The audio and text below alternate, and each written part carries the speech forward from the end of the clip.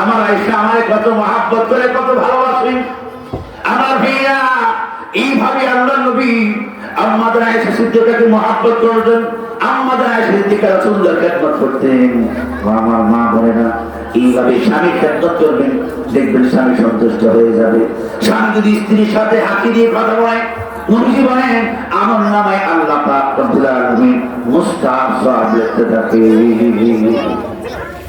এই জন্য আল্লাহ পাক রব্বুল আলামিন দাম্পত্য জীবনের মধ্যে সুখী করবেন, স্বামী স্ত্রীর মধ্যে মিল মহব্বত থাকবে।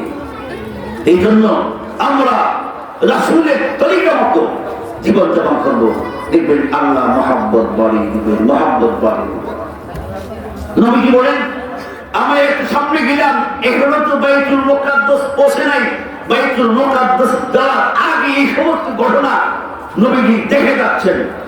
দেখতেছে একটা পাতিলের মধ্যে কাঁচা গোশত, আরেকটা পাতিলের মধ্যে রান্না গোশত। আমার ভাইয়া, একদল মানুষ রান্না গোশত বাদ দিয়ে কাঁচা গোশত ভক্ষণ করতেছেন।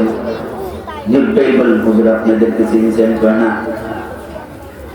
এরা সুস্বাদু খাবার রান্না গোশত বাদ দিয়ে কাঁচা গোশত ভক্ষণ করতেছে। কারণ কি জানেন?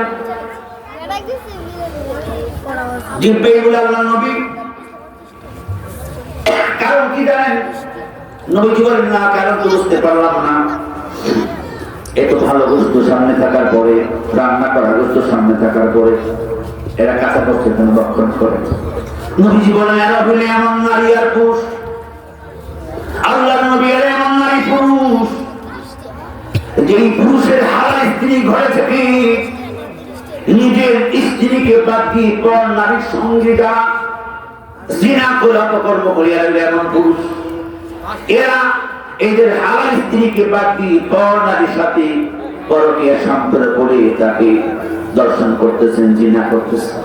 অর্থাৎ রান্না করা গোশত খাওয়া হারাম, এটা বাদ দিয়ে কাঁচা গোশত হারাম ভক্ষণ করতেছেন আল্লাহর নবী। এরা হলে এমন নারী, নিজের হালাল স্বামীকে বাদ দিয়ে পর পুরুষের সঙ্গে তারা অপকর্ম করছেন।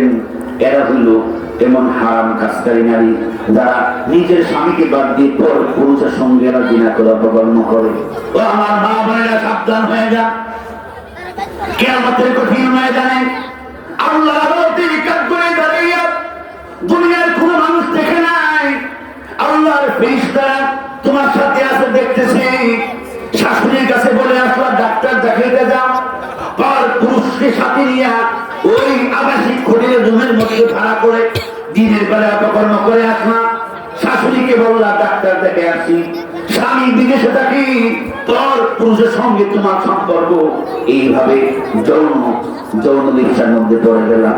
কিয়ামতের কঠিন ময়দানে আল্লাহ আদালতে জীবনে এই কর্মের জন্য জবাব দেওয়া লাগবে। ও আমার মা বোনেরা, ওই দিন কি জবাব দিবেন?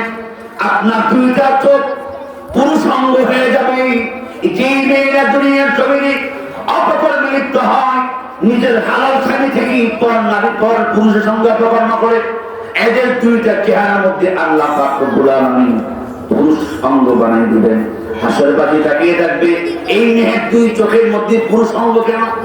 আর যেই পুরুষ পর নারীর সঙ্গে অপকর্ম করেছেন, নিজের হালাল স্ত্রীকে বাদ দিয়ে ওই পুরুষের দুইটা চোখ স্ত্রীলিঙ্গ হয়ে যাবে।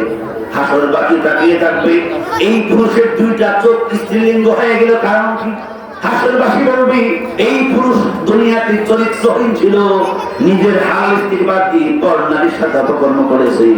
আর হাসরবাসী মহিলারা বলবে এই নারীর অবস্থা এমন হলো কেন? এই নারী নিজের হালাল স্ত্রী বাদ দিয়ে পর পুরুষের সঙ্গে অপকর্ম করেছে, এই জন্য তার এই শাস্তি হচ্ছে।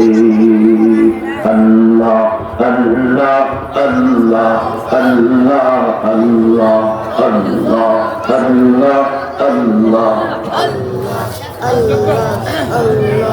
আল্লাহ আল্লাহ বললে মানা একজন যদি বাকি থাকে, ইসরাফিলকে নিষেধ করবেন সিংহার মধ্যে ফুল দিতে।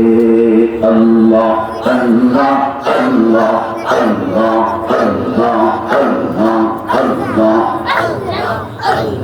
আল্লাহ আল্লাহ যত সবে বসে বসে নিরালা আল্লাহ আল্লাহ বলতে বলতে কালব হবে উজালা আল্লাহ আল্লাহ আল্লাহ আল্লাহ আল্লাহ আল্লাহ আল্লাহ আল্লাহ আল্লাহ